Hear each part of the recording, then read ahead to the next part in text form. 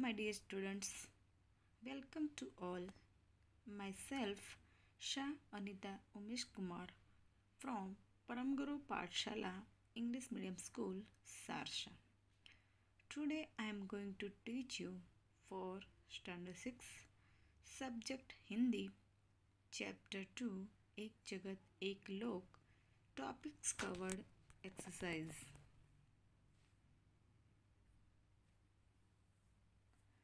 Dear students, last video में हमने हमारा हिंदी का चैप्टर 2 जो कि एक काव्य है जिसका नाम है एक जगत एक लोक, काव्य की समझ हमने ली। हमने काव्य को अच्छी तरह से समझा। काव्य में कवि क्या कहना चाहते हैं इस बात को हमने अच्छी तरह से ग्रहण की। तो डियर स्टूडेंट्स, आज मैं आप सबको इस काव्य का दूसरे वीडियो में मैं आपको इसकी एक्सरसाइज एक्सप्लेन करूँगी। एक्सरसाइज एक्सप्लेन करने से पहले dear students, once again I explain काव्य। मैं काव्य आपको एक बार और एक्सप्लेन कर दूंगी और इसके बाद हम लोग एक्सरसाइज तरफ आगे बढ़ेंगे। एक जगत एक लोक जो काव्य है जिसमें ये जगत और यह लोक यानी यह संसार बहुत बड़ा है। संसार में बहुत से देश और बहुत सी जातियाँ हैं। सब एक ही धरती पर रहते हैं। धरती सबकी माता है, इसलिए हम भाई भाई हैं। इस कविता में विश्व बंधुत्व की भावना प्रकट हुई है। कवि कहते हैं कि यह पूरा मानव लोक है, इसमें एक ही चंद्रमा है, सारे संसार में जो अपनी चांदनी फैलाता है। एक ही सूर्य है जो सारे संसार को प्रकाशित करता है। दुनिया के सभी लोग एक ही धरती पर और एक ही आसमान के नीचे रहते हैं। इस प्रकार प्रकृति के तत्व भी हम सबके एक है, इसलिए कवि ने कहा है कि एक जगत एक लोक है। ऐसा कवि इस कविता के जरिए हमें समझाना चाहते हैं। भले हम लोग अलग अलग हैं, अलग अलग देश में रहते हैं, अलग अलग हमारा शरीर है, लेकिन फिर भी हम सब लोग कैसे हैं? हम सब लोग एक हैं। हमारे राष्ट्र अलग है, लेकिन हमें राष्ट्र में एकता का भाव लाना है। यह हमारा सबसे बड़ा कर्तव्य है। हम सब मिलकर प्रगति करें, सबको समान न्याय मिले, मानवता की रक्षा हो, यही हमारा धर्म बने। हम मिलजुल कर रहे और विश्व शांति का झंडा लहराए, ऐसे इस कविता में भावना व्यक्त की गई है। हमारी एकता सही तरीके से हम साबित करें, यही भाव इस कविता में व्यक्त हुआ है। तो चलो बच्चों, कविता तो हमने समझ ली, अब हम एक्सरसाइज तरफ आगे बढ़ेंगे। शब्दार्थ: जग यानी जगत, दुनिया, लोक यानी संसार, मान यानी आदर, सम्मान, भूमि, जमीन, धरती, तेज यानी प्रकाश, देह यानी तट, उसे काया और शरीर भी कहा जाता है, निस्दिन यानी हर रोज, रक्त यानी लहू और खून, अस्थि, अस्थि यानी हड्डी, हर्ष यानी आनंद जिसे खुशी भी कहते हैं, प्राण यानी जीव, जान, आत्मा, तराना यानी गीत और गान, प्रगति यानी उन्नति, विकास, ऐक्य यानी एकता, राग यानी स्वर, ताल और लय युक्त संगीत।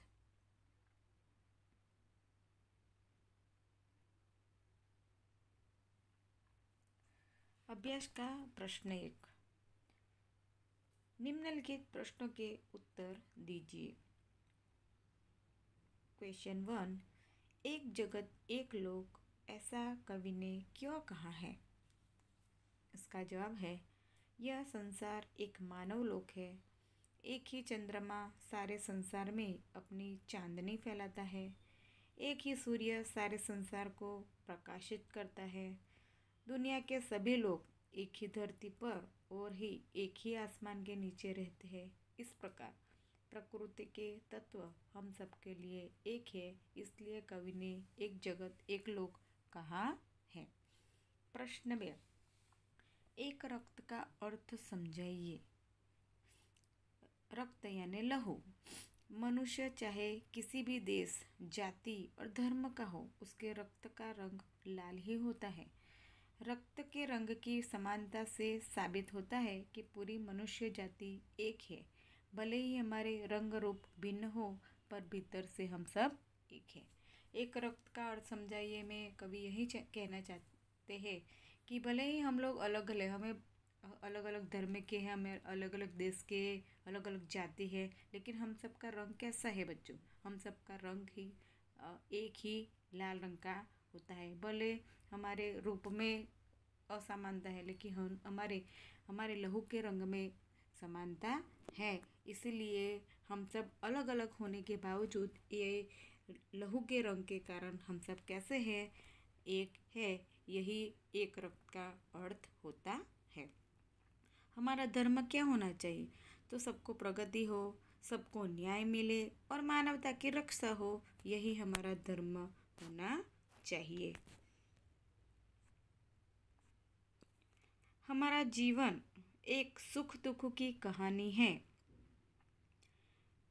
ऐसा कवि ने क्यों कहा है? सुख दुख की कहानी। हमारा जीवन, हम सबका जीवन कैसा है? सुख दुख की कहानी। हम सब ऐसे प्राणी हैं बच्चों। मनुष्य ही एक ऐसा प्राणी है कि जिसके जीवन कोई भी ऐसा नहीं होता है मनुष्य के जिसके जीवन में सुख और दुख बारी बारी से नहीं आया होगा। सबके जीवन में किसी न किसी प्रकार सुख और दुख आता ही रहता है। तो कवि कहते हैं कि मनुष्य के जीवन में कभी सुख आता है तो कभी दुख आता है। उसे कभी सुख देखना पड़ता है तो कभी दुख देखना पड़ता है। उसका सारा जीवन न तो सुखी होता है और ना सारा जीवन उसका दुखी होता है। बारी बारी से सुख दुख का सामना उसे करना ही पड़ता रहता है। उसके जीवन में बारी बारी से सुख दुख आते ही रहते हैं। इसलिए कवि कहते हैं कि हमारा जीवन तो एक सुख दुख की कहानी है। इसलिए कवि हमारा जीवन सुख दुख की एक कहानी ऐसा कहते हैं।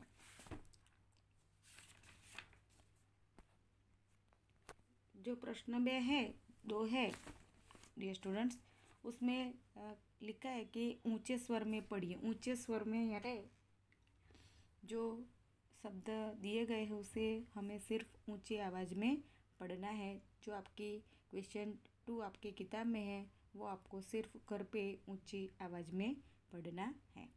नाउ क्वेश्चन 3, उदाहरण के अनुसार निर्देशित वर्ण से शुरू होने वाले शब्द बनाइए। वर्ण यानी शब्द की जो छोटी इकाई होती है उसे हम वर्ण कहते हैं। तो वर्ण यानी क, ख, ग, घ, च।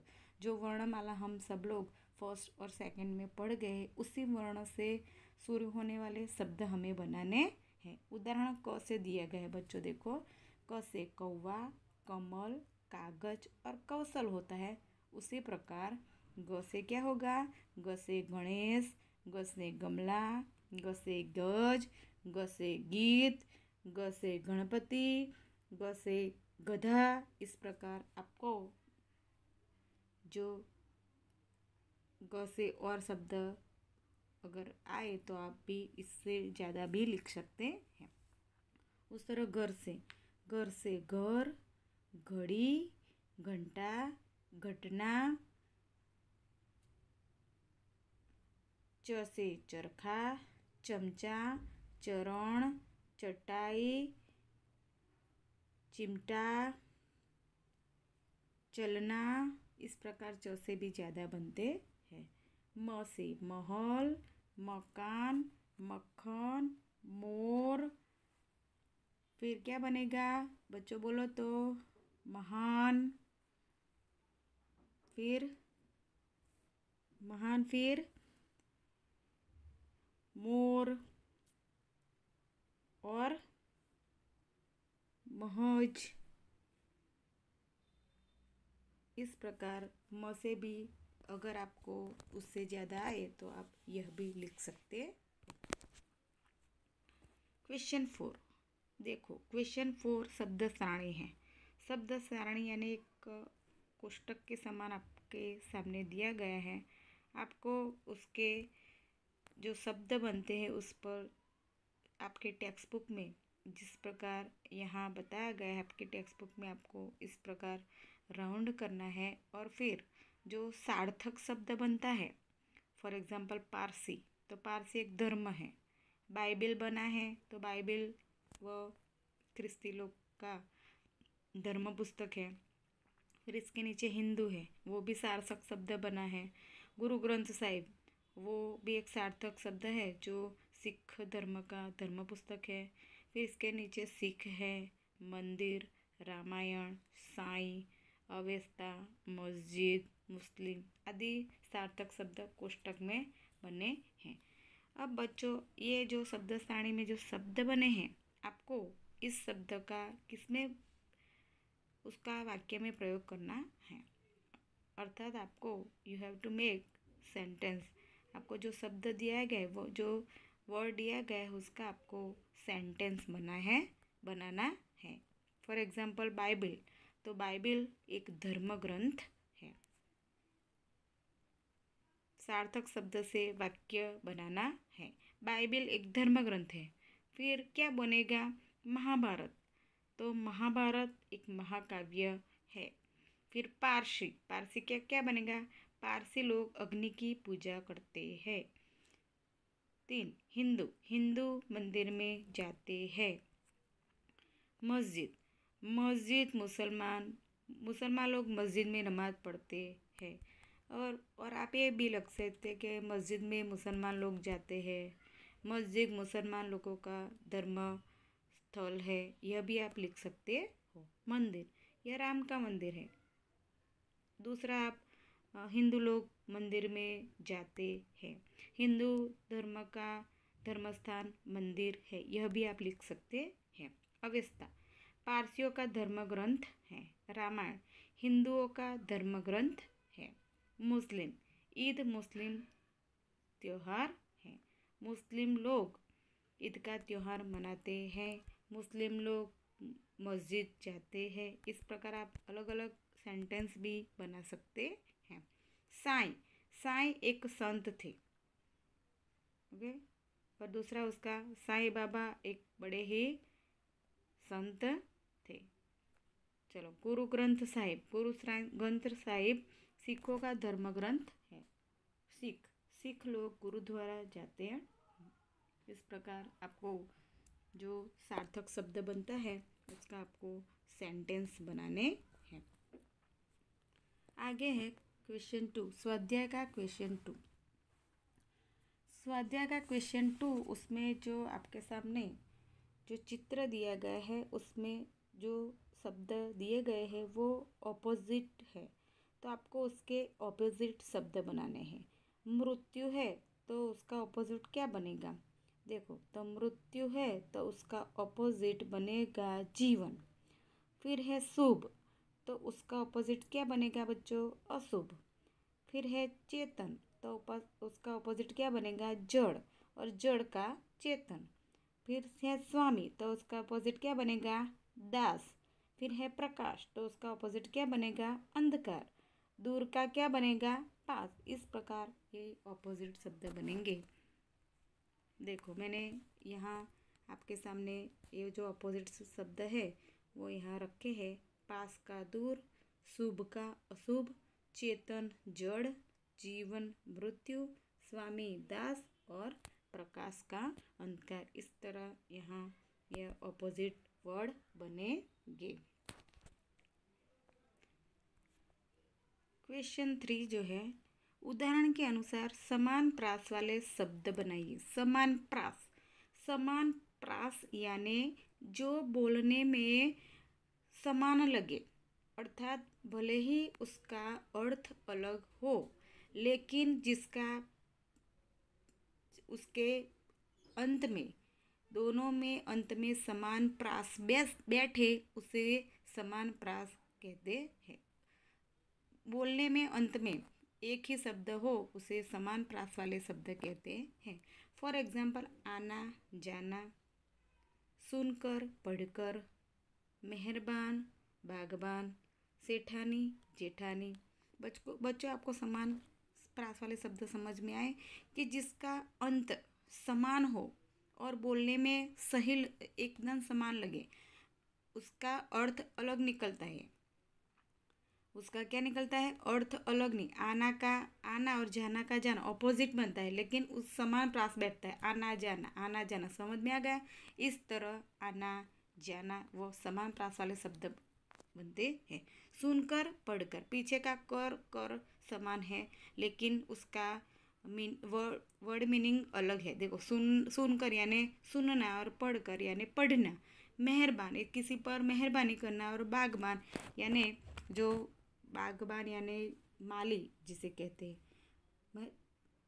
वर्ड मीनिंग अलग है, लेकिन जो सब उसका प्रास है पीछे वह समान बैठता है, इसीलिए उसे समान प्रास वाले शब्द कहते हैं। सेठानी जेठानी, सेठानी यानी सेठ की जो पत्नी है सेठानी, उसे सेठानी कहते हैं। जेठ यानी जो जेठ होता है उसकी पत्नी, उसे जेठानी कहते हैं, इसलिए उसे समान प्रास वाले शब्द कहते हैं।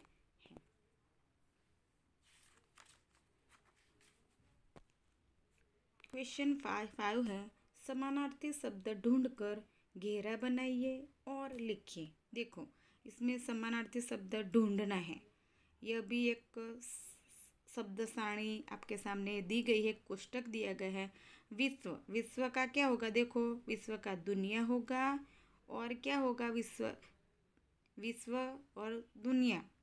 ओके, उसका जो दिया गया है लोक तो विश्व और दुनिया उसका होगा। उसके बाद है मान का क्या होगा? तो मान का होगा सम्मान, और क्या होगा मान का? प्रतिष्ठा। ओके, फिर है निशान, तो निशान का क्या होगा? चिन्ह और संज्ञा। फिर है हाथ का क्या होगा? तो हस्त और पानी यानी पानी नहीं बच्चों, पानी जो अण होता है वो पानी यानी हाथ, उसे पानी भी कहते हैं।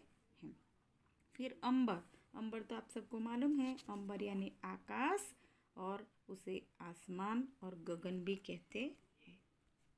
देखो, मैंने यहाँ आपके सामने रखा है। लोक तो विश्व और दुनिया, फिर 2 है मान तो सम्मान प्रतिष्ठा, 3 निशान चिन्ह और संज्ञा, 4 हस्त और पानी, 5 अंबर तो आकाश गगन आसमान भी होता है। क्वेश्चन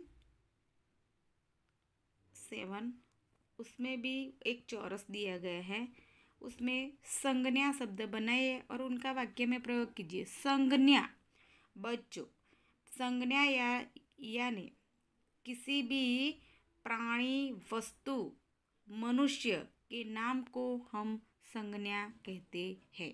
बराबर, कोई भी प्राणी पशु मनुष्य के नाम को हम संज्ञा कहते हैं। तो यहाँ जो भी आपको नाम लगे वो क्या है? एक संज्ञा है। तो इस संज्ञा को हमें इस चौरस में से ढूंढना है और फिर उसका वाक्य में प्रयोग करना है। फॉर एग्जाम्पल, फूल तो एक संज्ञा है, तो फूल का क्या बनेगा? यह फूल सुंदर है। कमल,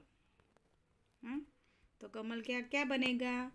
कमल हमारा राष्ट्रीय फूल है। सागर कैसा होता है? सागर बहुत बड़ा होता है। फिर है भारत हमारा देश है। फूल मुझे पसंद है। हिमालय बहुत ऊंचा पर्वत है। आरती, हम हिंदू लोग मंदिर में आरती करते हैं।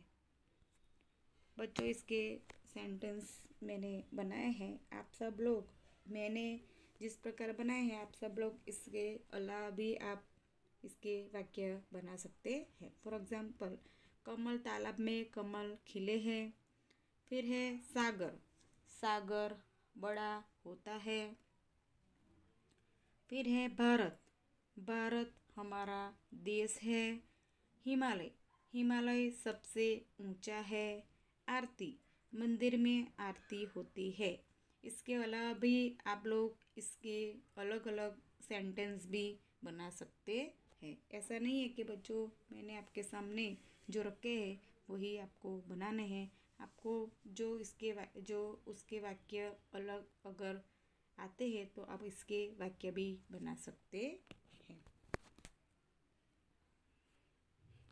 अब मैं आपको होमवर्क देने जा रही हूँ। मैं आपके सामने एक क्वेश्चन जो आंसर है क्वेश्चन इसको समझाऊंगी, लेकिन आपको होमवर्क में ये क्वेश्चन के answer you have to write yourself. मैं आपको समझा दूंगी यह प्रश्न, मैं आपको अच्छी तरह से समझा दूंगी, लेकिन लिखने हैं आप सबको अपनी अपनी और से अपनी अपनी तरीके से आपको इसके क्वेश्चन आंसर लिखने हैं। क्वेश्चन 1, इस काव्य में प्रकृति के कौन कौन से तत्व हैं? बच्चों, हमने यह काव्य पढ़ा एक जगत एक लोक। आपको कौन कौन से प्रकृति के तत्व लगे? हमने पढ़ा कि प्रकृति के तत्व कौन कौन से। सबसे पहले तो प्रकृति के तत्व है सूर्य, चंद्र, तारे, धरती, आसमान, चंद्र, पवन, नदी, झरने, पर्वत, ये सब प्रकृति के तत्व होते हैं। आपने इस काव्य में कौन कौन से पढ़े? तो आपने इस काव्य में कौन कौन से पढ़े? हमने चंद्रमा के बारे में पढ़ा, सूर्य, भूमि, आकाश, हवा और पानी। हमने इस काव्य में इस प्रकृति के तत्व के बारे में पढ़ा। अब है क्वेश्चन 2, काव्य का शीर्षक एक जगत एक लोक क्यों रखा गया है? क्यों रखा गया है? इस काव्य का शीर्षक और क्यों नहीं रखा गया? तो इस काव्य का शीर्षक एक जगत एक लोक ही क्यों रखा गया है? तो कवि यह कहना चाहते हैं कि पूरे विश्व को एक ही सूर्य प्रकाश देता है और पूरे विश्व में एक ही हवा चल रही है और पानी भी एक ही है। सबका सुख दुख भी एक होते हैं। सबकी मनुष्य का शरीर, उसके मांस, उसकी हड्डियाँ भी एक समान है, उसका लहू भी एक समान है। और हमारे पूरे विश्व में सब लोग सबको अच्छी तरह से मान देना चाहते हैं। फिर हम सब लोग जीवन में सभी प्रगति करना चाहते हैं। सबकी यही समानता है। इसलिए कवि कहना चाहते हैं कि इस काव्य का जो शीर्षक है एक जगत एक लोक, वह सही तरीके में यही रखना चाहिए। इसलिए कवि ने काव्य का शीर्षक एक जगत एक लोक ऐसा रखा है। क्वेश्चन 3 है, आप इस काव्य को और कौन कौन से शीर्षक देना चाहेंगे? बताओ बच्चों।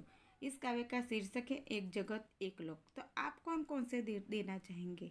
तो एक विश्व, फिर एक धरा, फिर हम सब विश्व बंधु, फिर हम सब भाई भाई, ऐसे कई शीर्षक हम दे सकते हैं। इस काव्य की मूल जो विचारधारा है, मूल प्रेरणा है, भावना विश्व बंधुत्व पर आधारित है, इसलिए हम ऐसे शीर्षक दे सकते हैं। फिर है सभी नदियाँ अलग अलग है, फिर भी कवि क्यों कहते हैं कि एक ही पानी? सभी नदियाँ अलग अलग है। कौन कौन सी नदियाँ हैं मालूम है? गंगा, यमुना, गोदावरी, कावेरी, सरस्वती, बराबर, यह सब नदियाँ है। फिर भी कवि कहते हैं कि एक ही पानी। तो कवि कहते हैं कि भले ही नदियों का पानी की संरचना एक समान, पानी एक समान होता है, सभी नदियाँ का जो पानी का उपयोग है हम सब एक ही तरीके से करते हैं। इसलिए कवि कहते हैं कि सभी नदियों का पानी एक समान है। और हम इसका इस तरह भी लिख सकते हैं कि सभी नदियाँ अलग अलग है, लेकिन आखिर वह समुद्र में जाकर मिलती है और एक हो जाती है। इसीलिए कवि कहते हैं कि सभी नदियाँ अलग अलग है फिर भी एक ही पानी। जब सागर में समा जाती है तो क्या हो जाता है, एक बन जाती है। इसीलिए कवि कहते हैं कि सभी नदियाँ अलग अलग है फिर भी एक ही पानी। तो dear students, you have to write this 4 question in your notebook और होमवर्क। आगे जो एक्सरसाइज मैंने करवाई है वो सब एक्सरसाइज आपको नोटबुक में अच्छी तरह से लिखनी है। और जो ये क्वेश्चन 4 मैंने दिए होमवर्क में, ये भी आपको अच्छी तरह से समझ कर लिखना है। काव्य भी आपको अच्छी तरह से लर्न करना है। So dear students, I hope you understood this exercise. So मुझे आशा है कि आप सबको यह एक्सरसाइज आज का हमारे जो वीडियो में मैंने आपको जो एक्सरसाइज समझाई है आप सबको समझ में आ गई होगी। तो बच्चों, जो एक्सरसाइज मैंने करवाई है वो आप अपने नोटबुक में लिखना और उसे रीड करते भी रहना, उसे अच्छी तरह से पढ़ते रहना। Thank you very much.